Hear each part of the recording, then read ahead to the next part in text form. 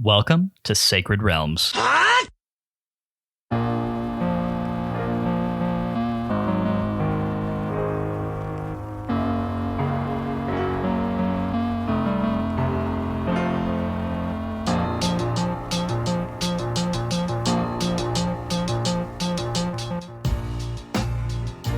It's a great day in Hyrule, y'all. Welcome to Sacred Realms, a Zelda Retrospective Podcast for the second week in Season 6, covering the original Legend of Zelda.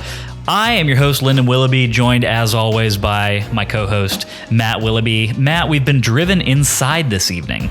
We have. It is a rare occurrence here in Texas, especially in the summer. There is water that is falling from the sky. I hear that's a common occurrence other places in the world. It's called rain, and this is the first time in probably 3 months it's rained, and it's very exciting. Yep, the skies have opened up, and my lawn is crying tears of joy because it was getting real rough there for a little bit, y'all. It was not good.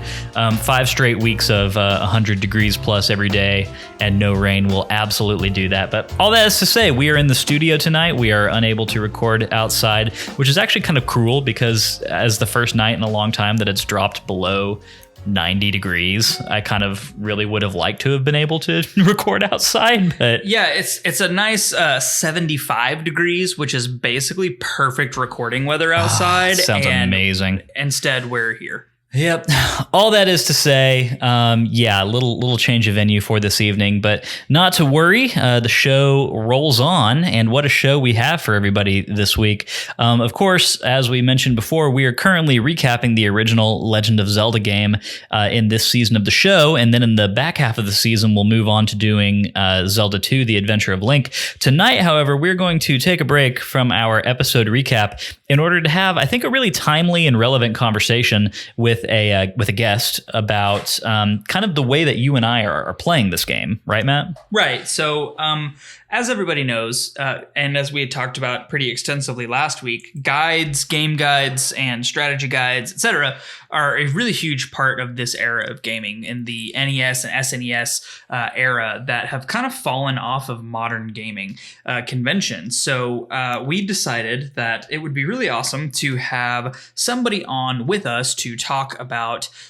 game guides in general, the importance of them, and why they have maybe gone the wayside, but someone who really appreciates them from an artistic perspective. So we have been able to very fortunately snag a wonderful guest. Yeah, I think it's safe to say we found that person. Ladies and gentlemen, I would like to introduce our guest for the evening, one Phil Summers of Hand-Drawn Game Guides fame.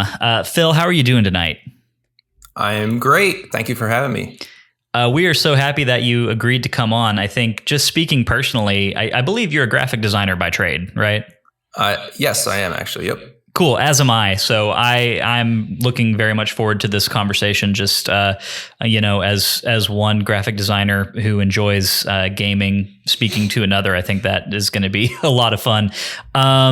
So real quick, yeah, all your. Oh, I'm sorry. I was going to say all your stuff that I've seen, all the cards and stuff that you put together for this, they all look real great. You can tell that you have a design background. So, well, thank you. I appreciate that very much. I would hate to be doing work that people look at and think to themselves, wonder if he's ever done this before. No, it looks great. You can tell you're a pro. I think that about it sometimes, Lyndon. You don't feel that way. And also you're the worst. I have to sometimes keep you humble because of people like Phil come in and give you compliments too often. Your head gets real big and this ego gets overinflated. So it's my job occasionally to just come in and pop that bubble a little bit. Phil, the family dynamic is a big part of what we do here, if it wasn't apparent already. Yes. Yeah. Cool. Well, obviously can't wait to get into a whole conversation about you and your background and the kinds of work that you have done in the past. So in order to get to that as quickly as possible, let's just go ahead and get the housekeeping out of the way. Matt, what do you think? What? We need to ask Phil our questions of every new guest. Okay. Well, we can do that as after housekeeping. We normally do it before housekeeping, but you're the host. Do whatever you want to do. I'm doing it after housekeeping. Okay, whatever you want to do. You're the host. You know what? You know what? I want you to feel happy and respected. So we're going to do it your way. So, and I'm along for the ride. So whatever you guys want to do. So basically, Phil, kind of what we do at the top of every episode when we have a new guest. And the reason that this didn't come top of mind is because we usually do this on episodes where the guest is there to talk about a specific chunk of game that we're playing that week, which is not the case this week, but still relevant, I think.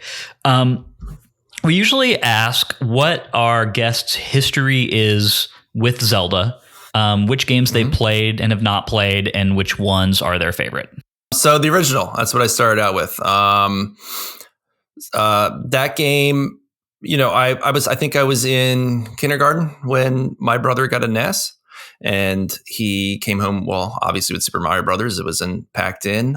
This was the time where the NES came with the Zapper and Mario Duck Hunt. So that was when we had the gray Zapper, and he borrowed Zelda off of a buddy. I had never heard of it. I had no idea what this thing. I didn't even know what a Nintendo was. But that gold cartridge was there. I called it the gold game, and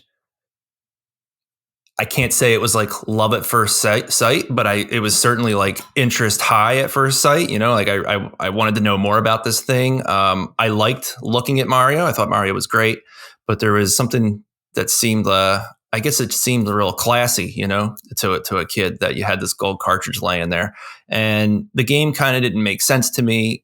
I remember liking looking at it and hearing it, but it wasn't until, probably not that much later, that, maybe we borrowed it again off people, or we rented it ourselves. And I slowly kind of came around to it and just loved it.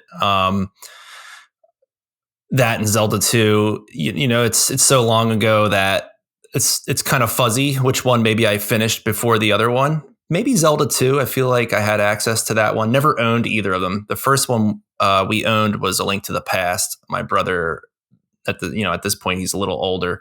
Well, I have two older brothers. So my oldest one was working, and he bought A Link to the Past. Obviously super into that.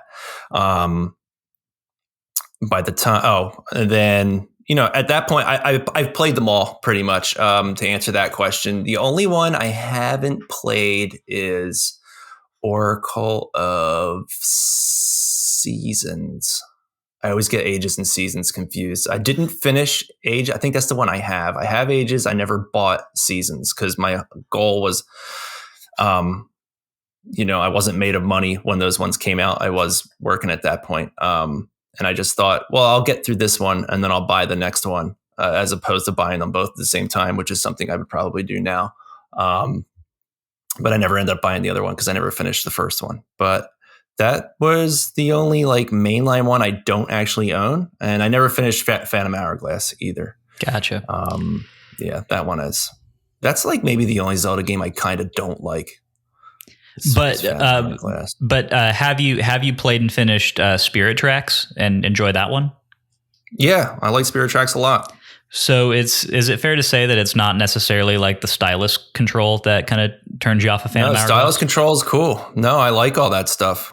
And sorry if I got way off topic in my story, which is kind of a jumbled mess there. It was no, seriously, stream of conscious personal Zelda history there. No, the stylus stuff was awesome. There was just something about it that it just didn't click with me, and I got bored and I just stopped playing it. Okay. But I have thought about playing it again, but. Well, here's hoping that at least on the Oracle front, Nintendo kind of finally pulls the trigger on that Game Boy service for the Switch Online, and we actually all have easy access to those games. I do have both of them on. They were on 3DS real cheap at one point. I think they were $250 or something a piece. And I did download. So at that point, I downloaded them, and then I think I tried to play I tried to play the one I own again, and I stopped again and never made it to the other one. Gotcha. So I tried that 2 times in my life. So I don't. I guess it might not just have been meant to be, but I don't know. I have never played Oracle of Seasons myself. I have played Oracle of Ages. Between Matt and myself, I think I've got a little bit more experience with this whole series than he does. I have not played them all, but I've played, I'd say 2/3, maybe 75% of them. And Oracle of Seasons is one I haven't gotten around to either. So yeah, we'll get to it one day. We have this. Yeah, I was going to say you'll get there, right? Yeah. Obviously. Yeah. That's the fun thing about this whole format. Like we've got, we're 6 games in, and no signs of like running out anytime soon. So we're good on content for the foreseeable future. How are you deciding what you want to play? You're just kind of feeling it out, like, this is the one I want to try out next, or is there sorry if that's like a noob question that like everybody would know. No. Listens to this show. No, it's a great question, especially since, obviously, since we're tackling Zelda, The Legend of Zelda number 6, we're not doing them in order. So basically we decided that we wanted to start with Ocarina of Time first when we launched. And then our whole thing, because we have a Patreon as well, was that we would let our patrons vote on which one we do each time we move to a new one, with the caveat that we are bouncing back and forth between 3Ds and top downs. Okay, cool. Nice. So yeah, there's a little bit of a system there. If you had to pick a favorite of all the ones that you've played, then which one would you land on? Breath of the Wild, and then maybe the original one. Yeah, I love those. They're just great. Well, we've very recently been having some interesting conversations about the surprising ways in which those two games are very similar. And I think because Matt and I, neither of us have played The Legend of Zelda before. Wow. Okay. Yeah. And my first game was Link's Awakening, and I've played that hundreds of times. And Matt's first Zelda game was Ocarina of Time. The games that we've played on the show have been Ocarina, Link's Awakening, Skyward Sword, Link to the Past, and then Breath of the Wild. And my personal favorite is also Breath of the Wild, but it is currently sitting at number 1 ranked out of that list, because we keep an ongoing ranking at the end of every season. So yeah. Cool. Yep. Yeah, I wasn't sure if that one, like, I had a buddy, we were like hot off Breath of the Wild years ago now, which is hard to believe that you can say that Breath of the Wild is like kind of old. But I was talking to a friend, and I just said, I think it's my favorite game, man. He's like, you're just like high on it. You're not, that's not true. That's not true. And then I was like, no, totally my favorite. And then like now as time has gone by, I'm just like, it's probably like my favorite one. This game's awesome. It's right. So good. Because sometimes when you are, it does happen, right? You do get kind of high on a game, and then, time goes by and you're like, well, I guess it was okay. Or it's really good, but, there's this and that's wrong with it. Or, maybe there's like the discourse online where that kind of starts to like taint your opinion of something, because that, unfortunately that kind of can happen. But not with that one. That one is, I think, stood the test of time so far. Yeah, I think 6 years is definitely enough to kind of land on. Has it been 6 years? It was 2017 to at least 5. 5 right? years. Yeah. So I mean, that I feel like that's enough time for a valid opinion to have like solidified. And if for no other reason, and we've talked about this on the show before, but all of the games that have followed since Breath of the Wild that have like adopted major tenets of its design philosophy, I think that's a pretty clear indicator as well. But yep, definitely agree. Well, cool. So I'm glad that, obviously this conversation is going to be mostly about the NES titles, but I'm very glad to hear that you've got like an overall grounding, like a very solid one in the series as a whole, just for the purposes of like having an interesting conversation. Yeah, no, I mean, I love the series. Even if I get to a point where, I can't keep up with games at all, I don't know, or I'll probably never lose interest. That's not going to happen. But I would always make like, if it came down to it and I'm like 65 years old and I don't have whatever the new thing is that plays the new Zelda, I would probably buy the new thing to play the Zelda game. That's where I am with it. So would you say that you've played Breath of the Wild the most, or the NES version? Which games have you played the most? I know you said Breath of the Wild was your favorite, but it's hard to say. I don't know how many hours I put on Breath of the Wild, because I know the Switch tracks it. This is kind of a silly aside, but when I got Breath of the Wild, my profile, I played the game for a bit, and my daughter kind of like hijacked that profile, and I just made another profile to restart to make a new game on it. And I never linked that profile to an account. So when you don't do that, you don't see how many hours you actually put onto the game. So I can't tell you how many. I know she has like 400 hours on the one that's visible on my profile. She played the heck out of it. But I mean, I played a lot of it. I never did like a full replay of it again. But I put a crazy amount of time onto it between, you know, all the DLC and doing nearly all the side quests and all that stuff. Aside from that, it's hard to say which one I played the most. I've played through the most. I played through the original probably the most, that and Zelda 2. But the other ones are they're much longer games, right? So like I can beat Zelda 1 probably like 5 times and I wouldn't be anywhere near close to finishing Ocarina of Time, if that makes sense, right? Right. So like when you look at it hours wise, it's kind of hard to say. Matt and I are both kind of working very hard right now to not blow through the entire game, like way in advance of when we record episodes for it. Yeah. So because you're kind of taking it down like dungeon by dungeon when you do a recording, right?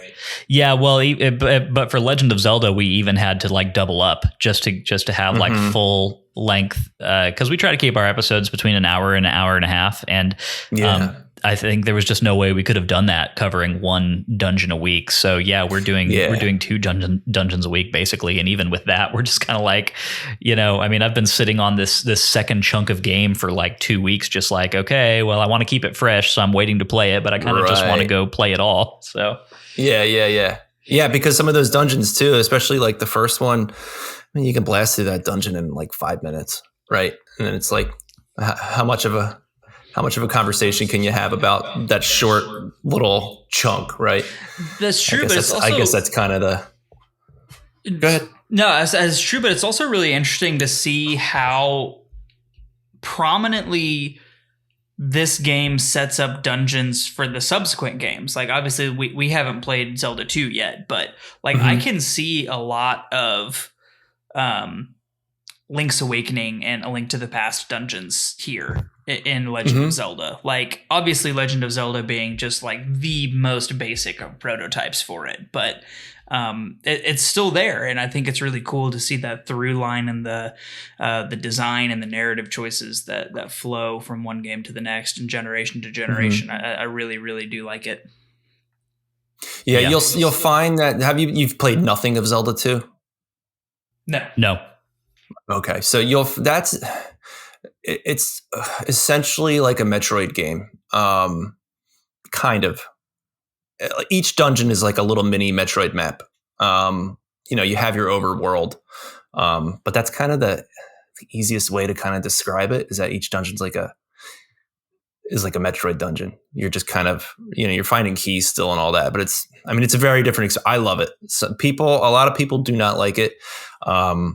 I'd be curious to see what you guys think when you get around to playing it. I think it's great. It has amazing sword play. Yeah, it's a cool game. It's difficult, but our goal and our commitment was to try and keep as open a mind as possible, especially with these original 2 games. And like, I think in fairness, Matt and I were expecting this, you know, The Legend of Zelda, being as old as it is, to be kind of a slog for us. And we've been pleasantly surprised by what we've played so far and have been really enjoying it. So there you go. Oh, great. Awesome. Yeah, no, it's such a good game. And that's kind of one of the reasons that I wanted to do that guide, is because, you know, I know it's a great game. And then sometimes you hear people, you know, that they didn't grow up with it or whatever, and they think it's kind of, I guess, long in the tooth. It's not good. It's a slog, like you said. And it does kind of require like that guidance, right?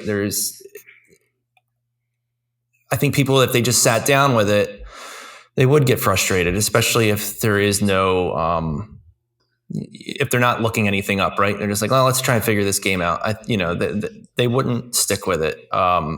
So one of the goals that I had when I put the booklet together was, you know, how can I make it kind of interesting and kind of fun and lead them through the world in kind of a logical way. That was kind of my whole like philosophy with that book. Well, Phil, I cannot wait to dive deep into your whole process and actually what led you to create that in the first place. Real quick, before we get into that, I'm going to get our show housekeeping out of the way so that we can just go to it.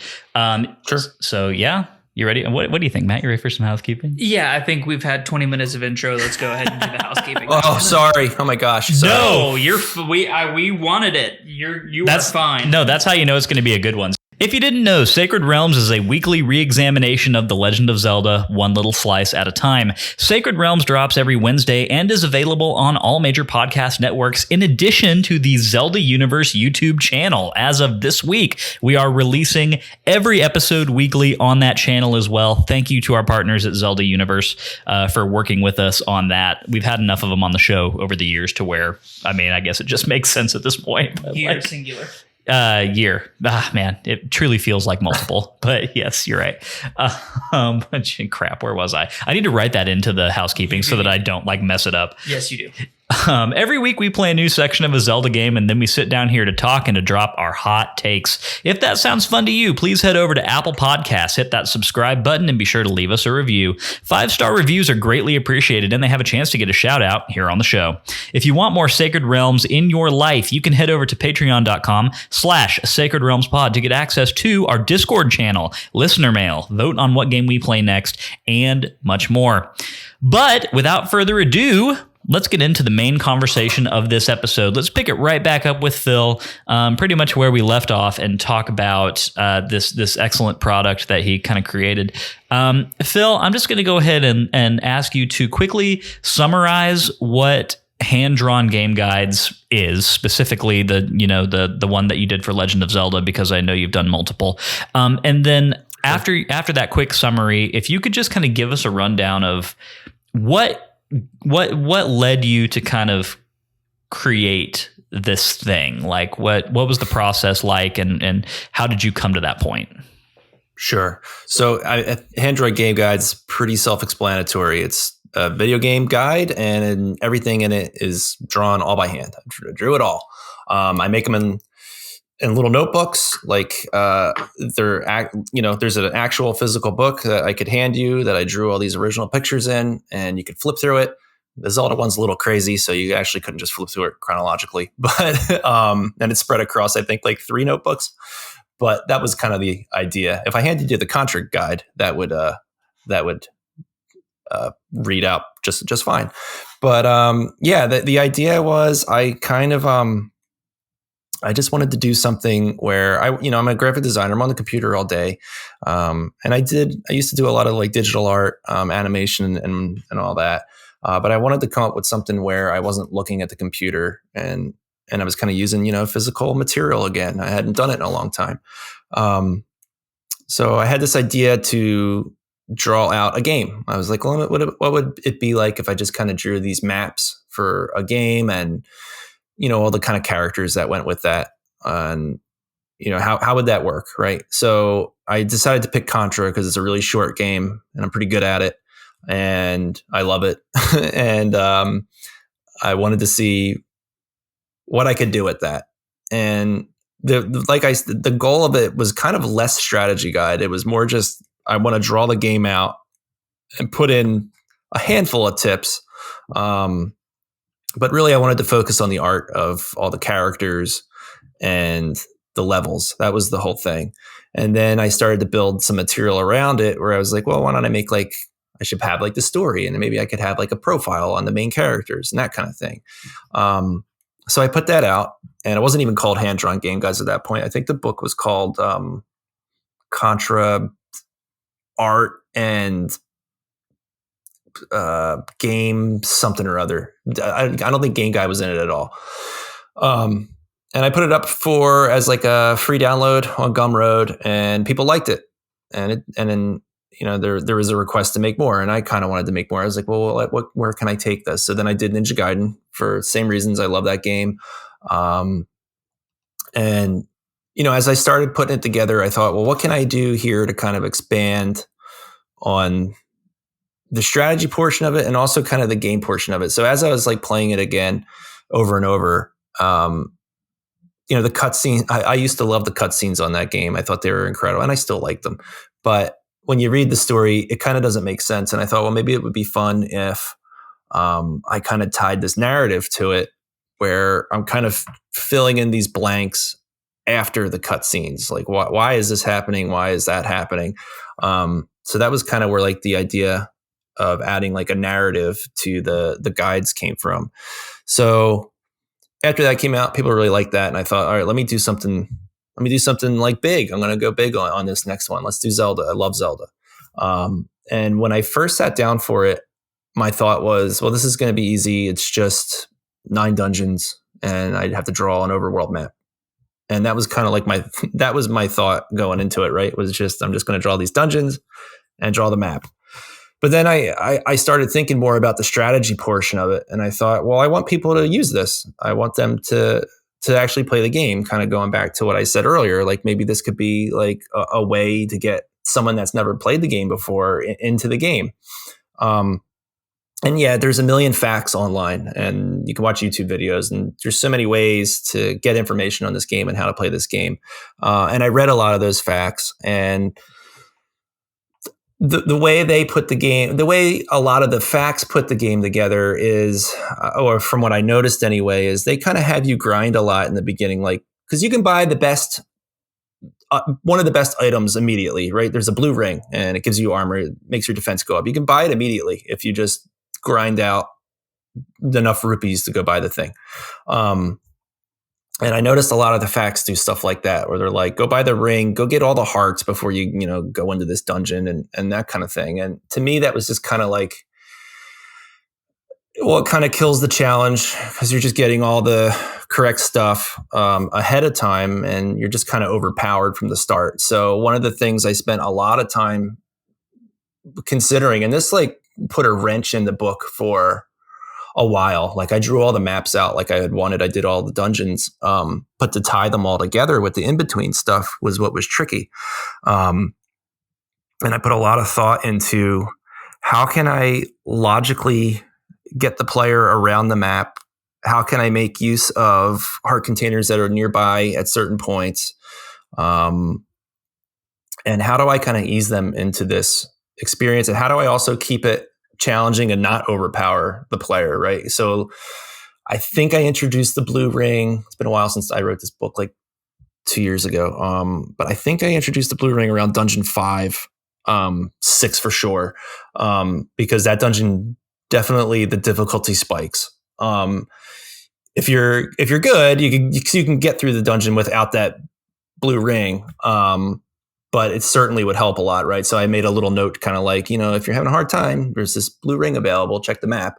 But then I send you into that afterward. And it's not the way I would play the game. I play the game totally different because I played it so many times. So it was fun. It was a fun challenge for me to really figure out all those points and how to hit everything.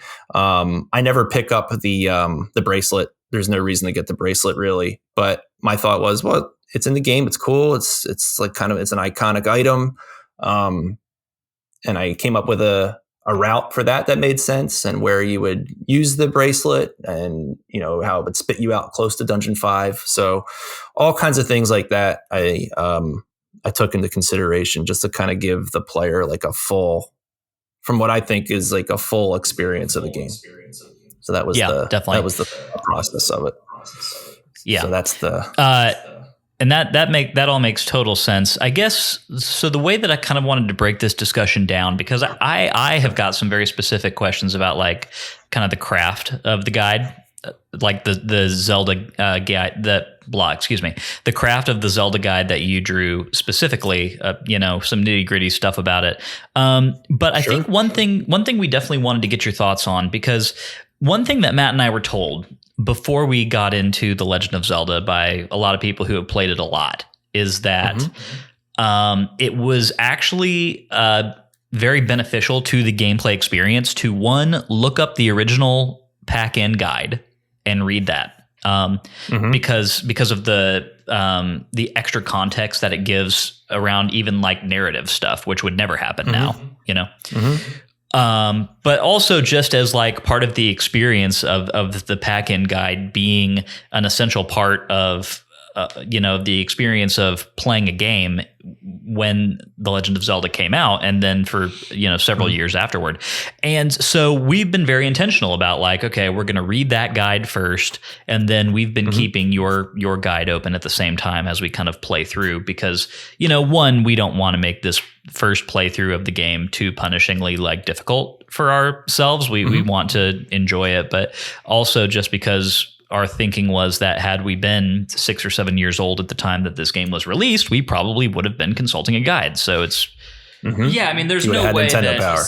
there's no way that 6 or 7 year old us would have gone through this without at the very least consulting the guide of Dad, right? Like, hey, Dad, what do we need to be doing here? You know what I mean? Like, it's a game that is not signposty in any way, shape, or form, right? And I mean, even when we were playing Ocarina of Time and stuff like that, we were still looking at I don't know what was the. We had the official Nintendo guide for Ocarina of Time and Majora's Mask, and like we were still using that stuff for those games that had more player-friendly signposting. So in a game that has literally none of that, we're trying to have an authentic experience, I guess, is what we're aiming for. So I guess the question that I have for you then, Phil, is like, do you sort of, as somebody especially who was playing these games at the time of release, right?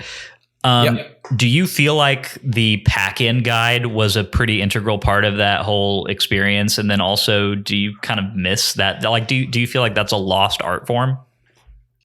Yeah, so I didn't have that. I borrowed the game, right? So I never had any of the material that came along with it. So pretty certain. I know Nintendo Power. I know the first issue covered. I think it covers the second quest, but I feel like they bounced back. I swear I remember having a map. Maybe I did. Maybe when we borrowed it one time, we did have the map that it came with, which only highlights some of it. But there was a lot of trial and error. There was a lot of asking people how things. Oh, you can get here by doing this. So there was a lot of. My brothers had information that maybe they learned from someone else. So there was definitely a real almost like community around like kind of solving it. Same with Zelda 2. That one definitely lots of Nintendo Power usage for that. And a lot of, you're a kid, so you had hours and hours to spend really just kind of like bombing every wall and stuff like that. Right. You mean as an adult, you don't have like 4 hours in your day to just run around and bomb walls for no reward? Well, it depends on how much I want to blow off the day that day. So, but so those things were, it was like a combination, right? Those things were super important. It would be great if you were the keeper of the maps, and then it was a lot of just conversation. Like a great example is Simon's Quest. Did you play that? Probably not. Sorry, you cut out for a second. Did we play what? That's okay. Did you play Simon's Quest before? No. Castlevania 2? No. Okay, so that's another game like this where things are very cryptic, right? And you wouldn't really know what to do unless you had material that was telling you what to do. But I remember we were stuck in that game, and I know my brother came home the one day and he was like, oh, you got to kneel at this mountain. You just kneel. And then like a tornado comes and takes you away. And it's like, really? What? And then he went and he kneeled, and tornado came and took us away. We got to the next part of the game. So literally it was stuff like that, right? Like you'd be stuck for, I don't have a sense of time then, but it could have been weeks that maybe we were stuck at that point. And then, that little nugget of information was passed along and you got through it.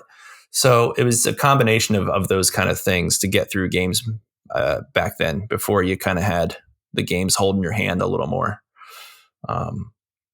Which to me I thought it was kind of awesome. I feel like, that's kind of unacceptable now. If a game came out like that now, where it was very cryptic and it didn't tell you what to do, you'd have everybody online saying how it's a terrible game. It's poor game design. But I think, personally, I think there's something really cool and fun about it.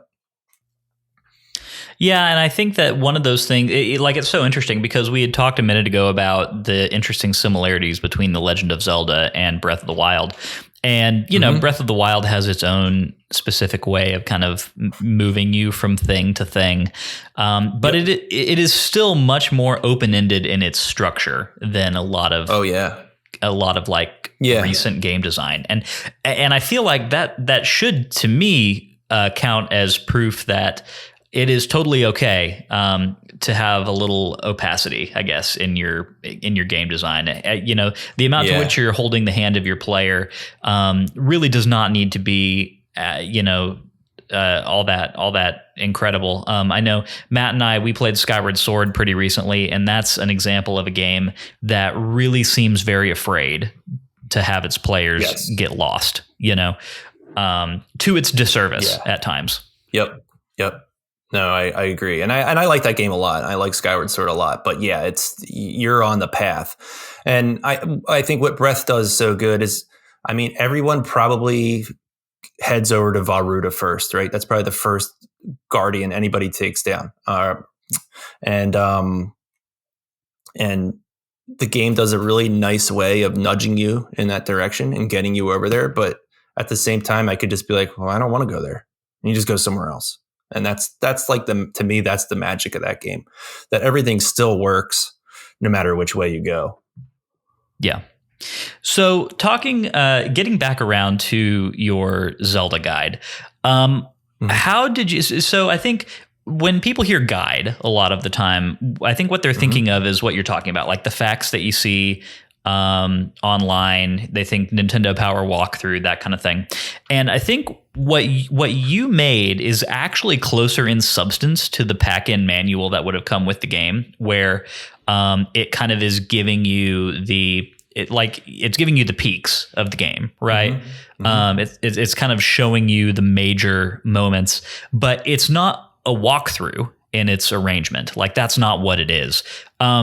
Can you tell us about what the decision was like to kind of go a more, like, I guess cursory is the wrong word, right? But you're definitely not like writing prose, you know, to discuss or like to describe what's happening in this game.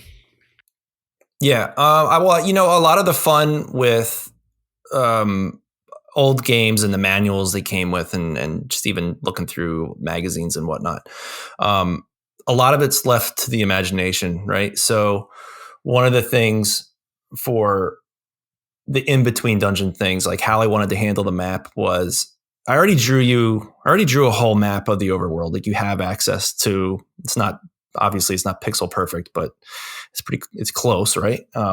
So you have that. You can always reference that. You can always head back to that. But one of the things I thought would be cool would be to draw kind of like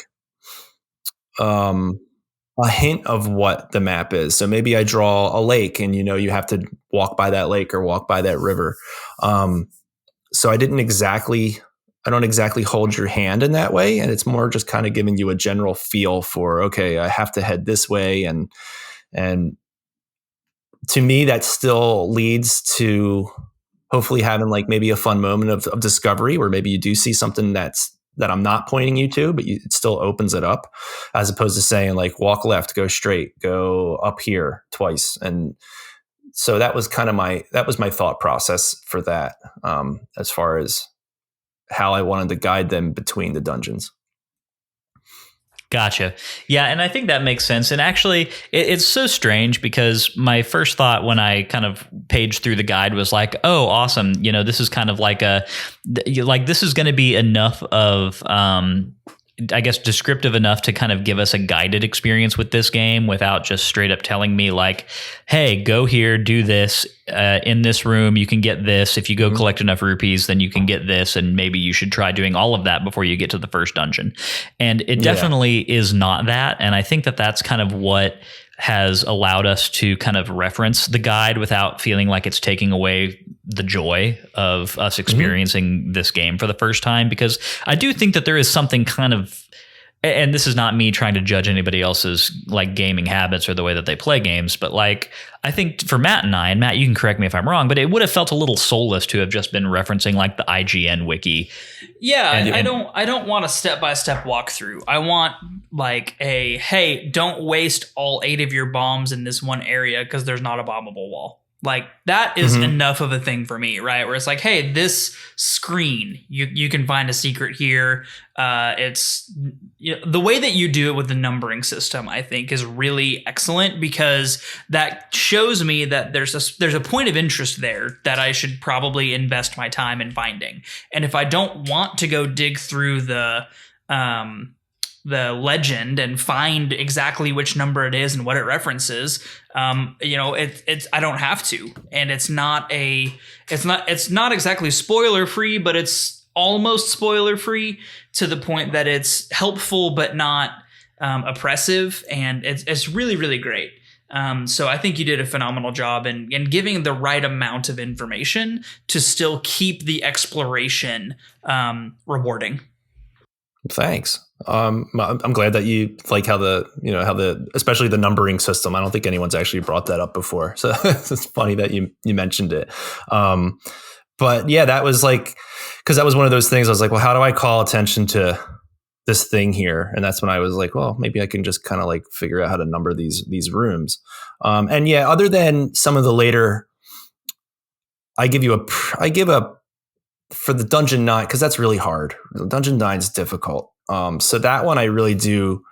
That in 8, I break down this is the path you should take, and once they start introducing stairs that warp you to different parts of the dungeon, I make little lines that say, this is going to spit you out here, because I think that stuff is, especially in Dungeon 9, you can get. I can't tell you how much time I spent in that place when I was a kid. I can't. So coming up with a pretty basic, take A to B and then take B to C, just even that, that dungeon's still going to be really hard. But I think that is enough to really help someone through. And the other thing with Dungeon 9 is I guess we'll say the walkthrough, the walkthrough I'm giving you for that, where it says, do this, get that. That's all based on you not dying. So if you die along the way, you're still going to have to reference that map and be like, oh, okay, where do I go from here now that I'm back at the start again? So it still has that exploration, I guess, piece of it. Yeah, absolutely. We're looking at the map for Dungeon 9 right now, and Matt's and my eyes just crossed a little bit. And here's the thing: you don't even go through half those rooms. Most of them are just there to screw with you, or you find some weird path that just takes you wherever, but maybe it'll loop you around to where you're supposed to go. So right. that dungeon's nuts.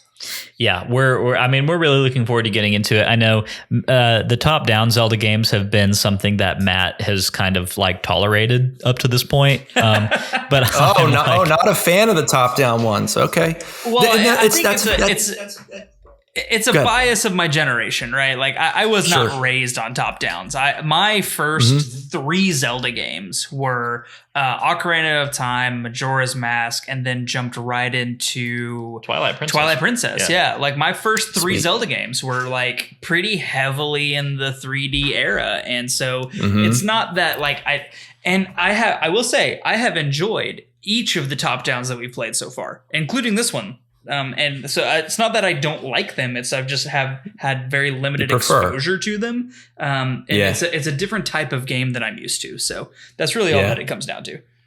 Yeah. Yeah. Especially the original. It's much more arcadey, I guess. A lot of fast action in between all the exploring.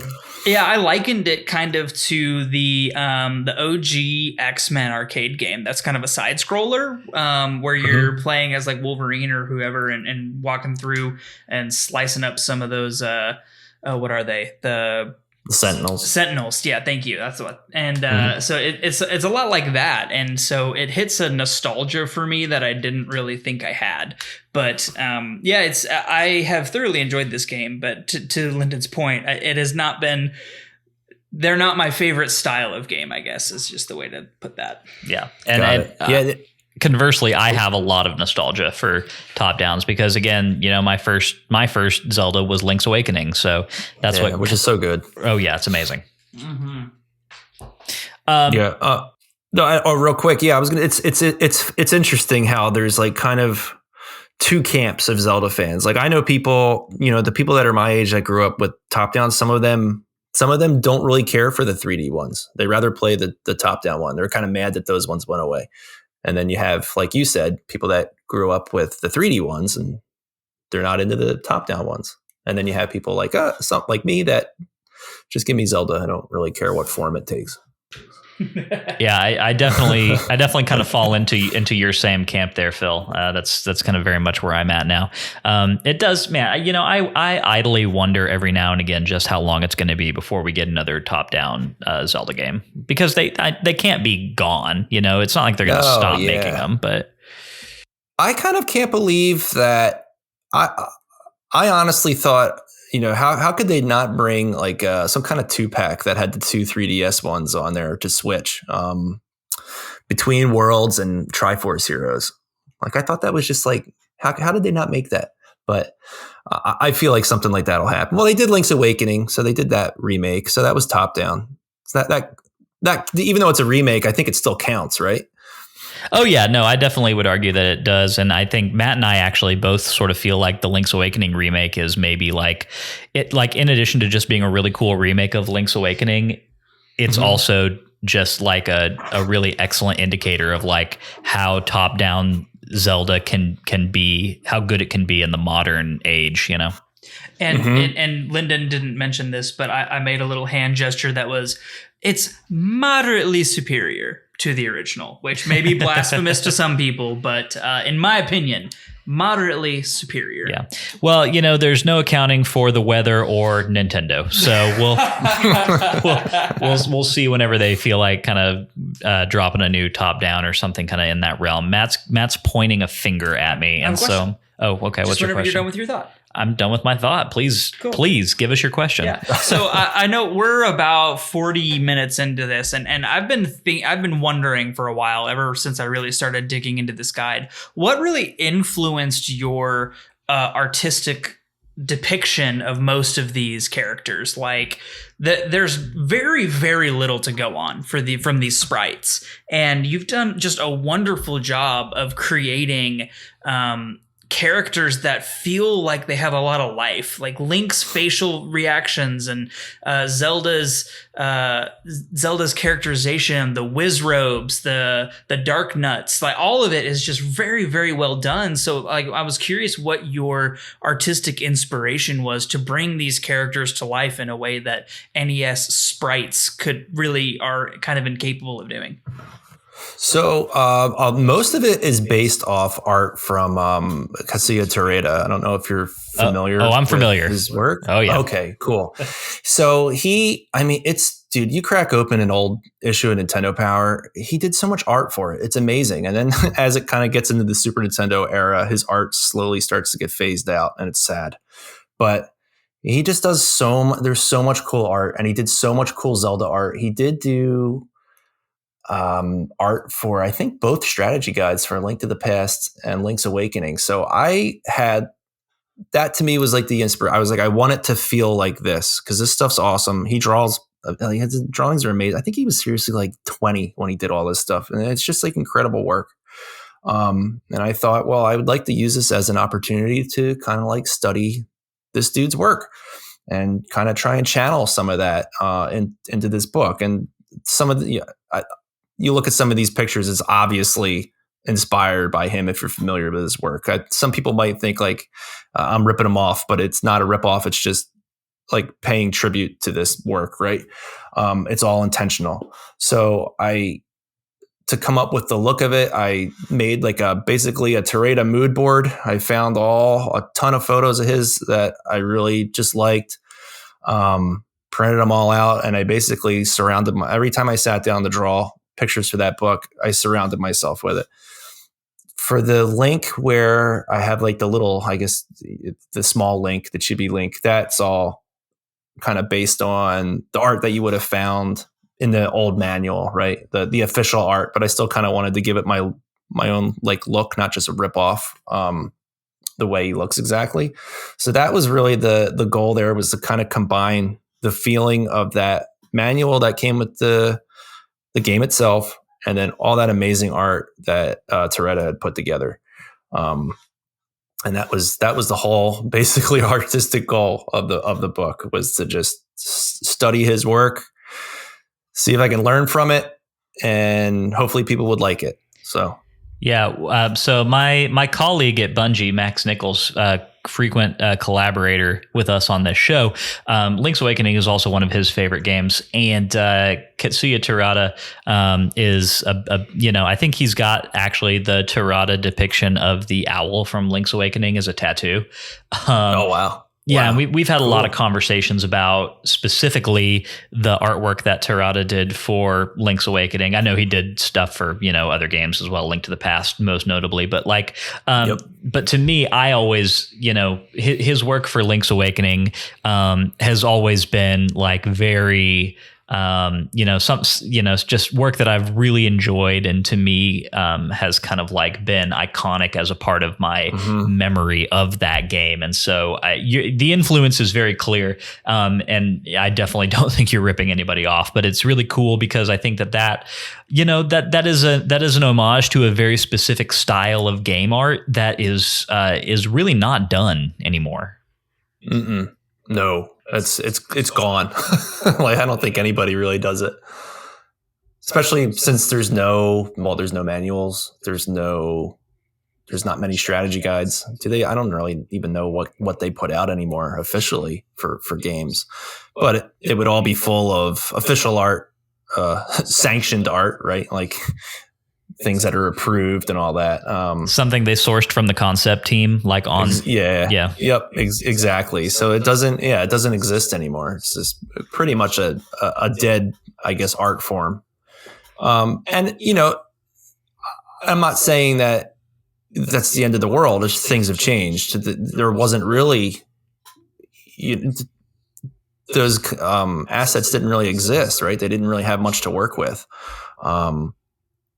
So they had to create all this stuff, but I don't know where I'm going with that thought. Well, no, it's just, but it is so interesting because like a necessary function of this kind of artwork back in the time it would have been created was to flesh out the world in a way that the graphics that you're seeing on your, on your tube TV or on your Game Boy or whatever could not depict. Right.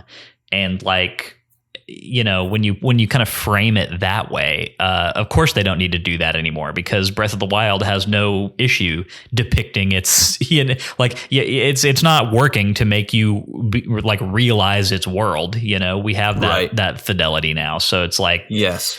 So I guess just in terms of like, is this functionally necessary to place our players within this world in a way that feels more real? The answer is no, it's not. But I think that function and necessity are not the breadth and width of the conversation, right? And I do think that it is a little sad that this isn't just kind of done for giggles anymore. But that involves having to retain talent and pay somebody and go through effort to get that on the list of your tasks and priorities. So it's and I can there's a market for it for sure. I mean, I've found that out firsthand.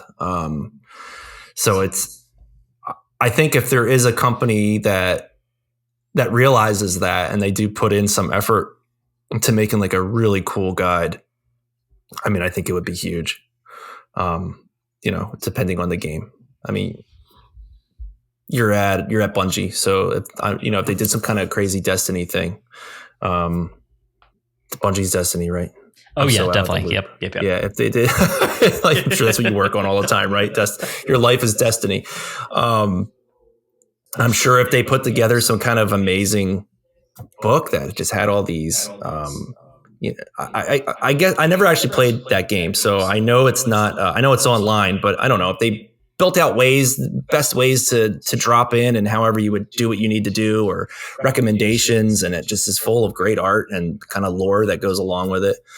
I mean, that would probably, I think, appeal to that fan base, but. Well, that's the hope. I mean, of course, us, who are working in the field and have an interest in traditional art. I mean, that's kind of like the glimmer of hope we're all hanging on to, right? It's just like, hopefully someone's still interested in this, Yeah. So I guess that'd be awesome. Yeah, I guess the jury's like still out on that. But to your point about the demand that you kind of saw for your Zelda guide, that kind of leads me into my next question, which is, have you ever considered like coming back to this and firing up a new something? Yeah, so I got kind of so I made a Metroid guide after this to the original Metroid, and I had a Kickstarter. I don't know if you're familiar with any of that stuff. And I had the Kickstarter taken down by Nintendo, and that all kind of went away.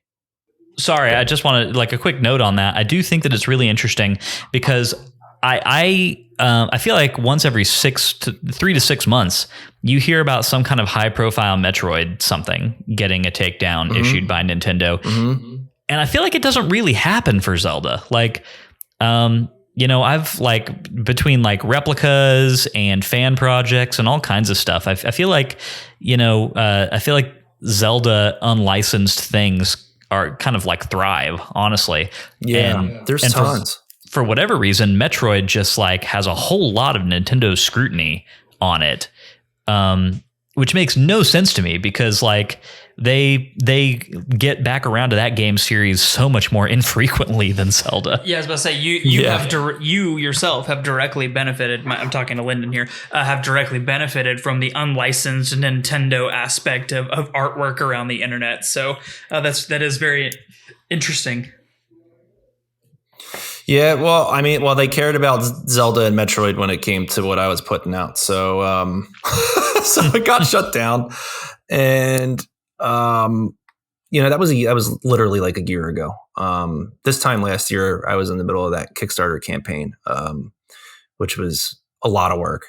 So when that got shut down, I definitely was pretty defeated.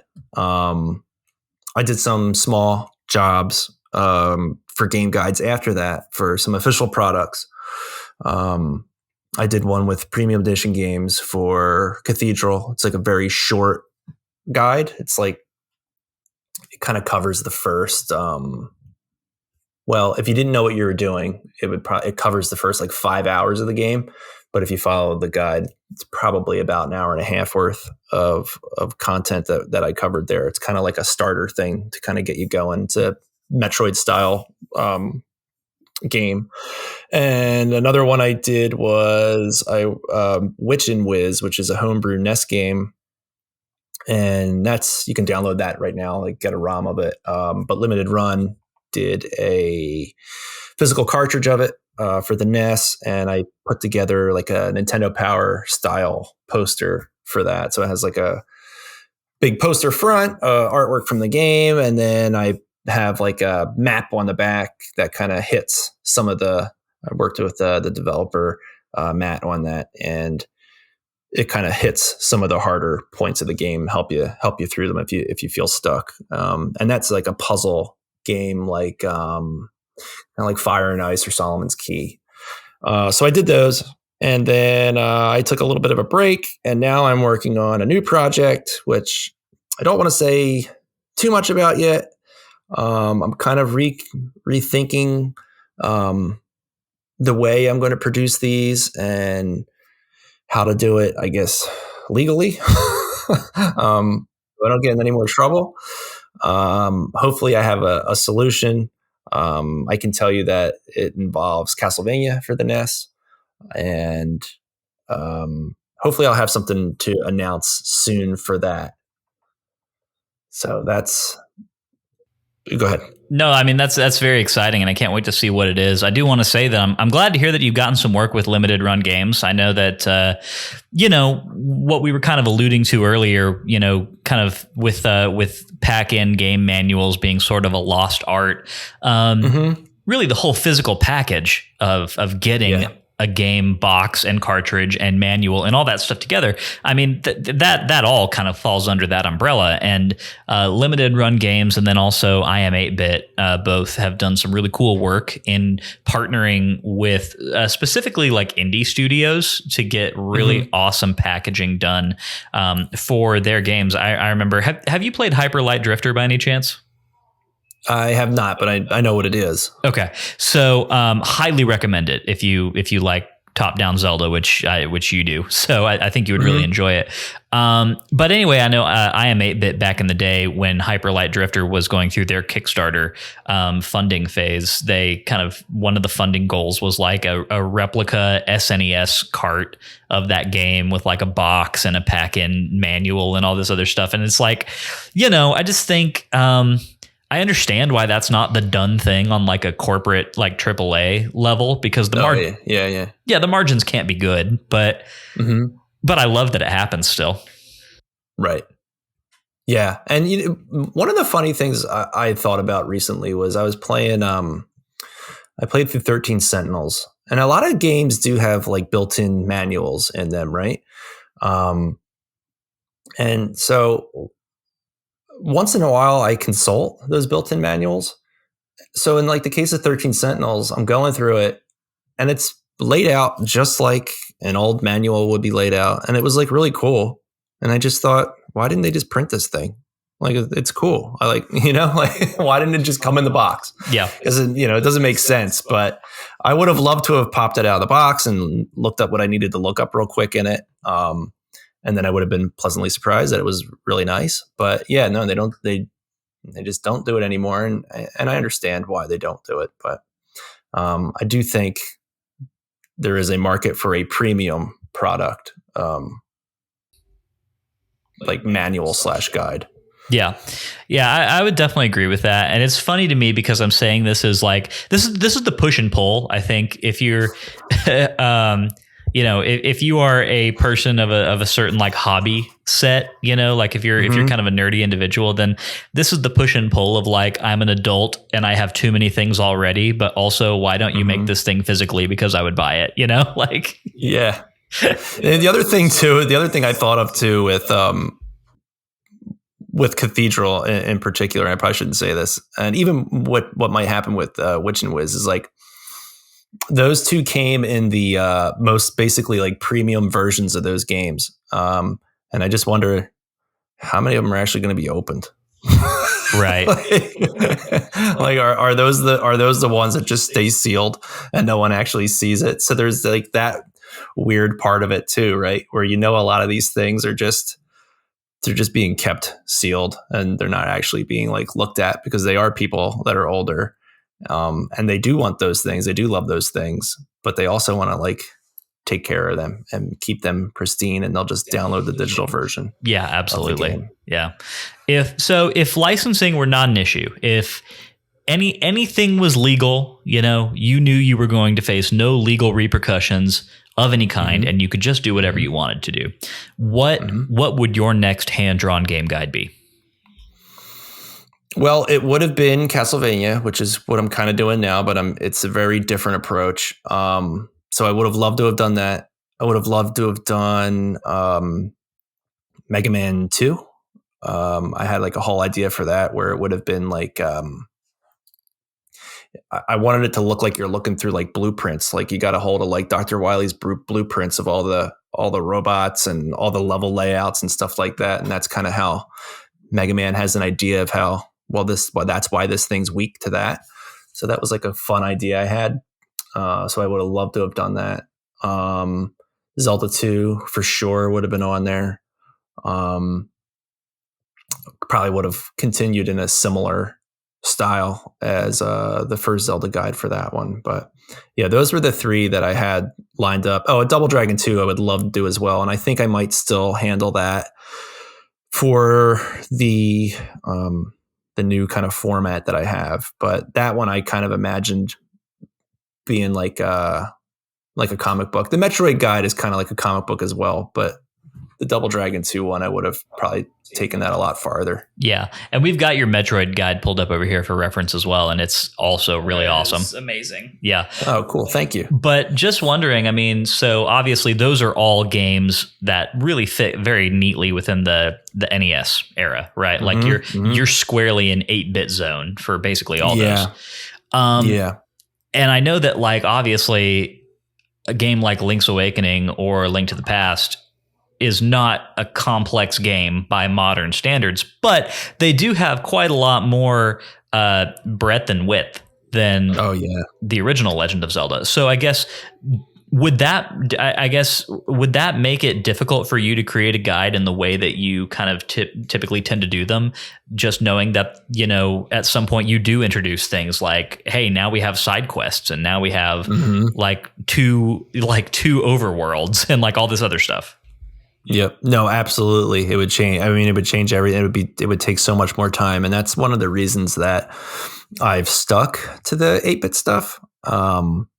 Just because those games are, like I said earlier with Zelda, was in my head, I just thought, well, it's 9 dungeons and a world map. Like that was just how I looked at the game.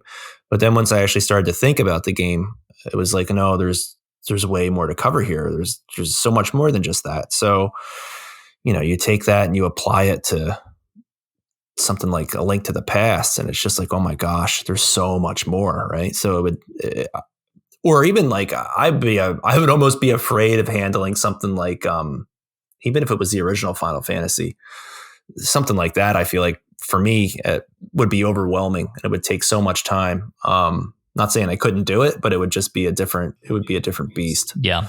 Well, and at that point, you as a professional, like an artistic professional, once you were faced with that incredible expenditure of time, now we're back to the whole, like, well, you know, you want to be like compensated for your work and to like have some kind of like kickback for the time that's been expended into this thing. And, you know, now we're back into the legalities and licensing discussion of the whole thing.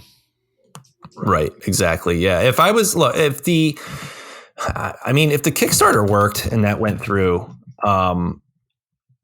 it's possible it may have put me in a position where, yeah, I could have worked on something like something longer, right? Because I would have been able to dedicate more time to it, make it a real business. Maybe. I mean, it was certainly turning into something there. But you know, this is just me working at nighttime.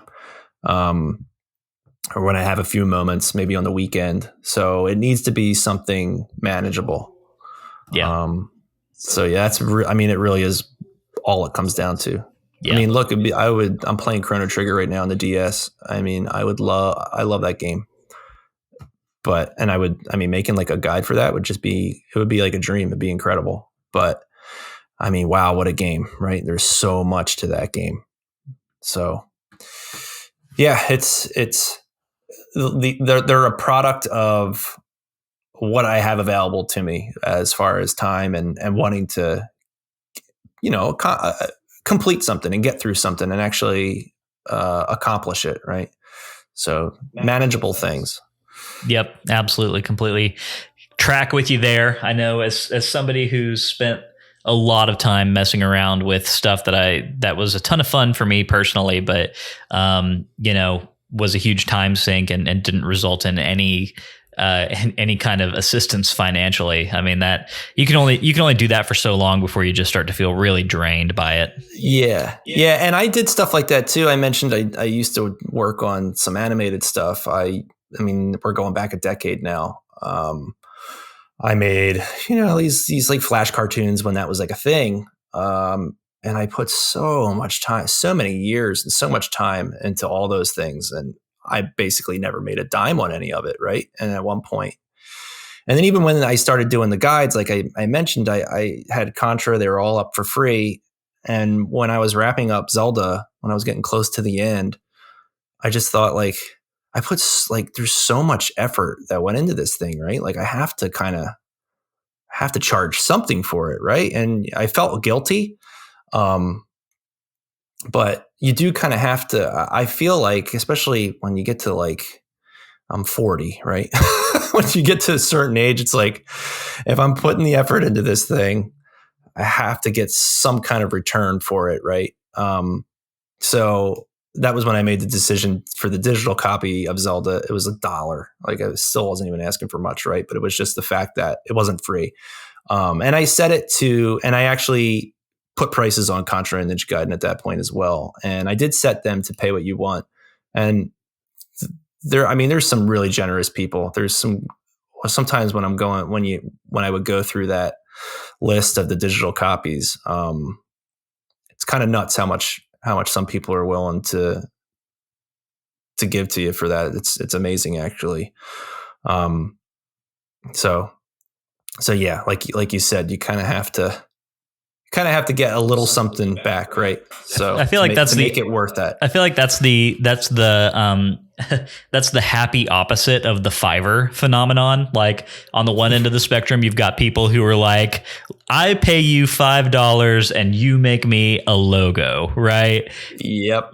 And then on the other end of the spectrum, you have somebody who's like, you are asking me to pay whatever I want for this piece of content, and I'm going to pay you $100 or something, like, I mean, it's like, oh man, I love that there are two sides of that coin, because if it was just the Fiverr crowd, then I think I would be much more cynical about any creative pursuit, really. But like, yeah, it's cool that people see the value in it too, right?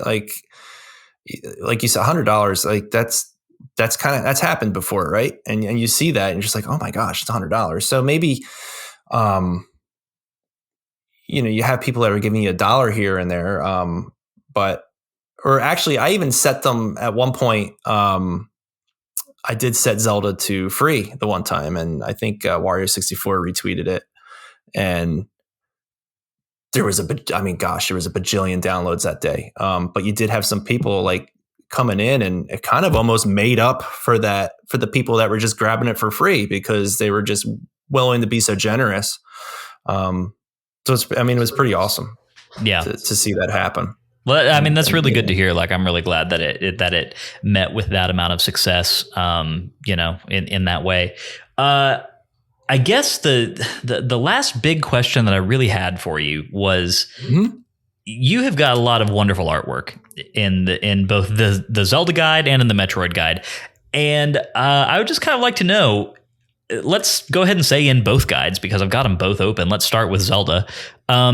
Is there a piece of artwork in the Zelda guide that you are particularly proud of? Like, you really just think you knocked it out of the park? I'm really happy, even though it's like straight up Terada, I really am happy with the Link and Ganon spread toward the back. I think I feel like I channeled his stuff pretty well there. And I was really happy with that piece. That one I usually show a lot. And another one I like is the Gleeok on Dungeon 8, which I actually screwed up. He has 3 heads in that picture. He's actually 4-headed in that dungeon. So the picture should have a 4th head in there, but I messed that up. But I was pretty happy with that one. Let me flip through it and just kind of get an idea of some other ones. But yeah, those are the ones I really liked. I kind of like the shopkeeper one. That one's got a cool feel, like a classic. The Mandala one turned out pretty well. Yeah, so I like these. I like my Moblin begging. So there's stuff in here I'm pretty happy with. And there's some other ones where I'm just like, oh God, I probably should have went back and rethought that one. So there's a couple that I'm not happy with. Yeah. But the one of Link on the raft sailing to the island right before Dungeon 4. I mean, that's very Terada right there. I think there's actually like a landscape that he did of Koholint Island from the sea.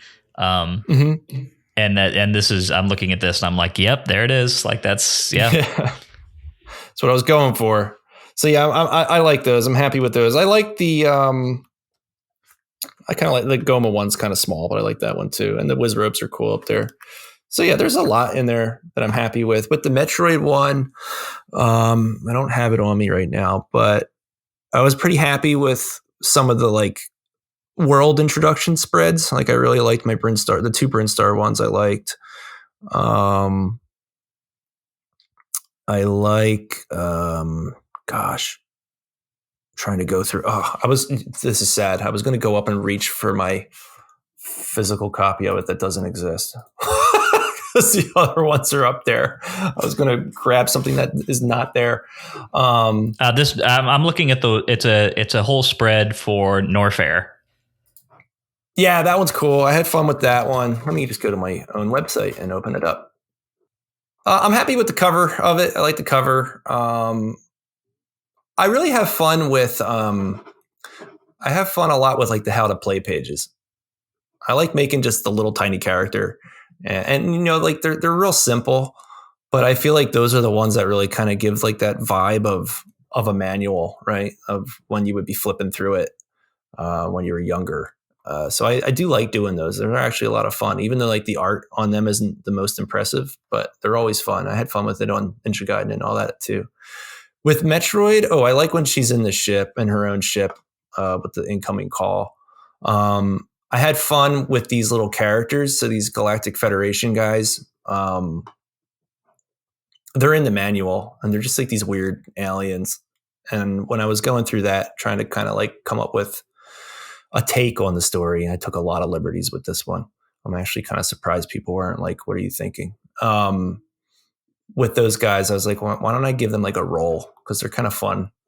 So I had fun kind of just putting them into the story and giving them something to do. But yeah, I like that. I like the Ridley and Craig statues. Those turned out good. And I'm like flipping real fast. I like my Mother Brain on the Torian page. And yeah, those are some of the things. And I actually like my Suitless Samus at the end as well for the mission accomplished page. Yeah. So. Looking at that one right now. Yeah, I mean, it's all incredibly impressive stuff. I mean, you definitely I think you had a lot of room to get more descriptive with like narrative moments in this Metroid guide than in the Zelda one, like to the point where, I mean, you've basically got several spreads of comic here, you know? Yeah.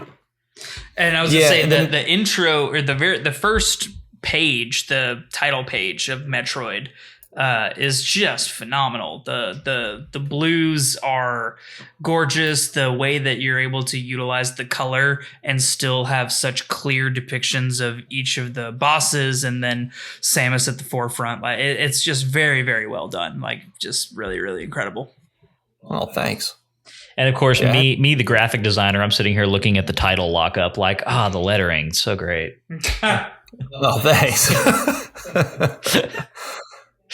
No. Well, cool. I mean, yeah, thanks for giving us your favorite picks there. Like, obviously, we've been kind of describing this, by like vocally. But I would encourage anyone listening to this episode, assuming that you're not operating a motor vehicle at this moment, to get on the site and kind of look at these for yourselves, because the work is truly spectacular. And especially if you're following along with us on season 6 as we go through The Legend of Zelda, definitely would encourage you to keep the Legend of Zelda hand-drawn game guide up for reference the way that Matt and I are.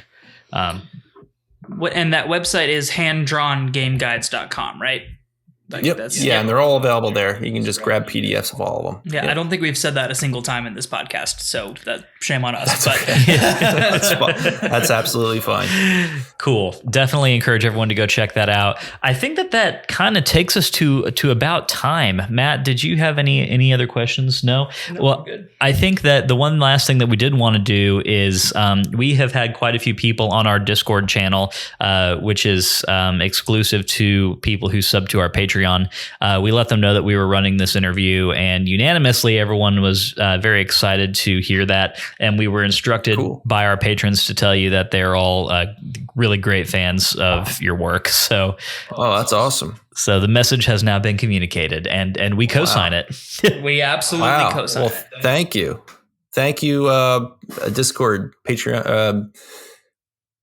Sacred Realms Discord people. Thank you. I don't know how else to word it. I was trying to think of the best way to do that. I'm like, nope, that'll do. That'll do just fine. I think I speak for all of us when I say we're excited to see kind of what you come up with next. So, yeah, gonna be really great to see what your next project is. Definitely sorry to hear that Metroid turned out the way that it did, but I mean, I guess sometimes you just have to take it on the chin and move on to the next thing, right? Yeah. I mean, and it was more than just, Metroid didn't, but it was like, it was the whole thing, right? Like we were I don't know if you're familiar with the campaign, but we were running off, like the plan was to run off hard copies of everything that I had made up to that point. So bummer that it all kind of didn't work out. But I don't know. Sometimes I still toy with the idea of running off a handful of Metroids and just being like, screw it. I'm not gonna get sued. Am I going to get sued for running off like 100 copies of Metroid? Like, Doesn't seem likely, does it? Yeah. No, but I want to play good. I want to play nice. But so hopefully the next project is something that I can keep up with and do, and it all works out. But I don't want to say too much about it just in case I'm not happy with the end result, or I change course, change my mind, or whatever. But completely understand. Like, no explanation necessary. It's all good. This is do not feel any pressure to like reveal your next major undertaking on this podcast right now. It's okay. All right. Yeah, and another thing that I've done throughout the year too is like this game reflections thing where I wanted to do this last year, but since I had a little bit of time and I wanted to stay away from the game guide stuff a little bit.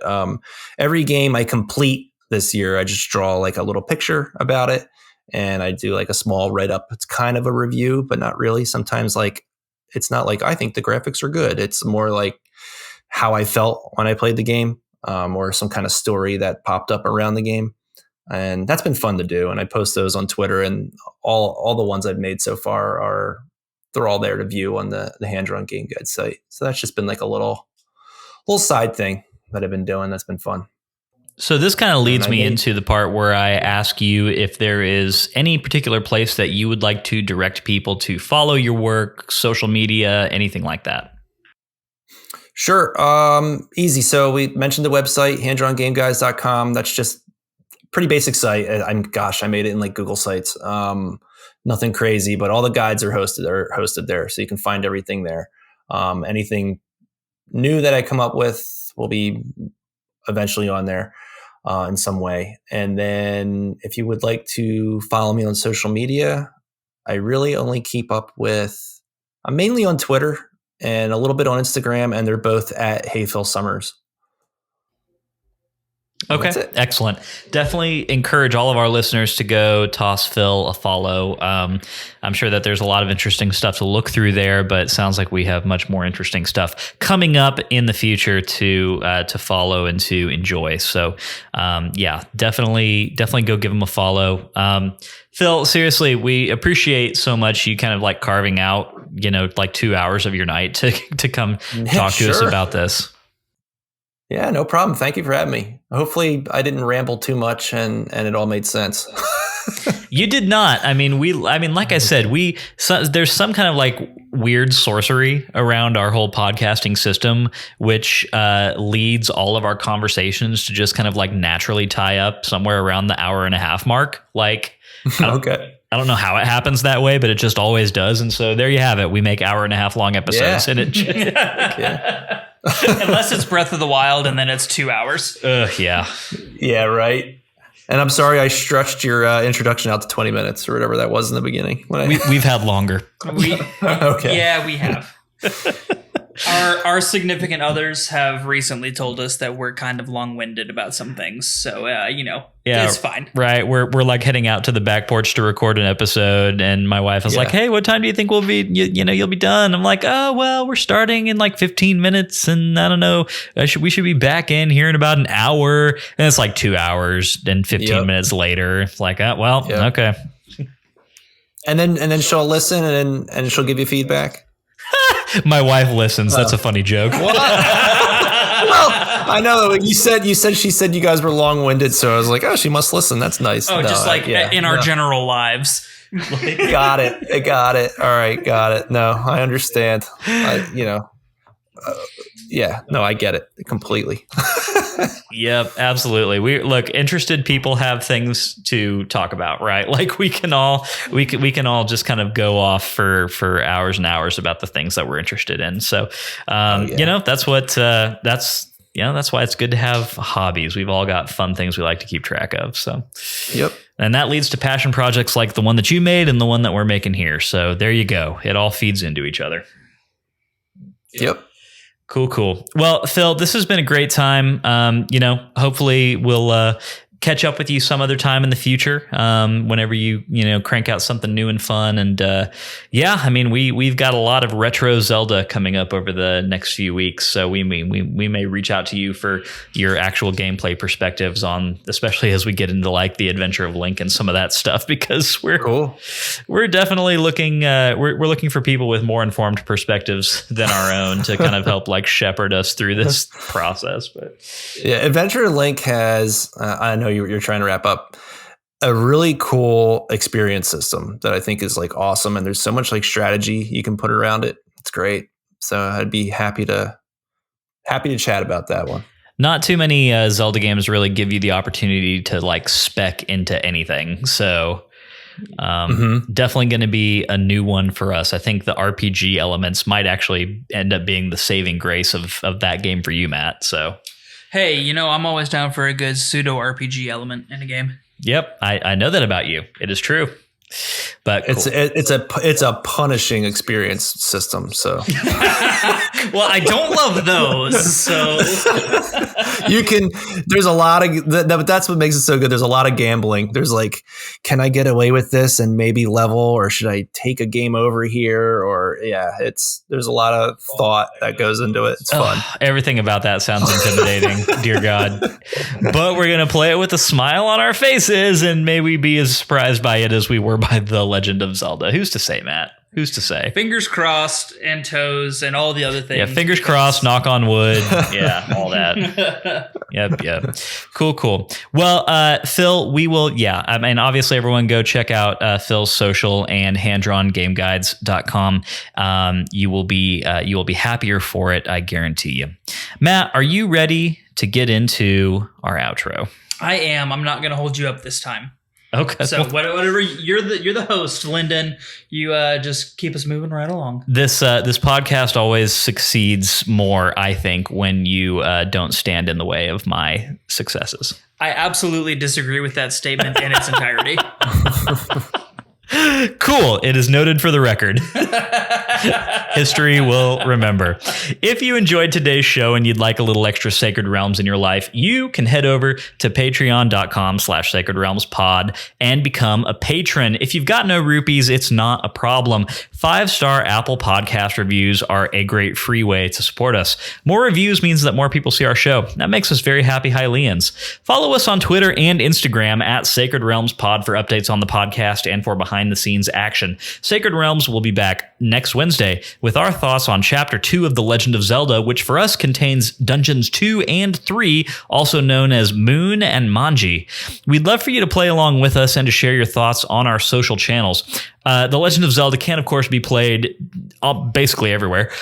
You can play it on your original NES. You can play it on the NES Mini. You can play it on the Game Boy Advance, on the whatever Wii shop you happen to have whatever eShop you happen to have access to, and of course you can play it on your Nintendo Switch via the Nintendo Switch Online subscription, which is the way that Matt and I are playing it. But in the meantime, may your hearts be full, may your arrows never miss. We will catch y'all next time.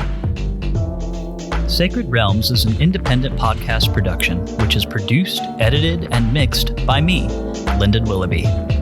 Our music comes from Zelda and Chill by Mikkel and is graciously provided to us by Mikkel and Game Chops Records. Zelda and Chill is available to stream on Spotify or to purchase directly from GameChops.com. Finally, our thanks go to Nintendo for creating such exceptional and innovative experiences.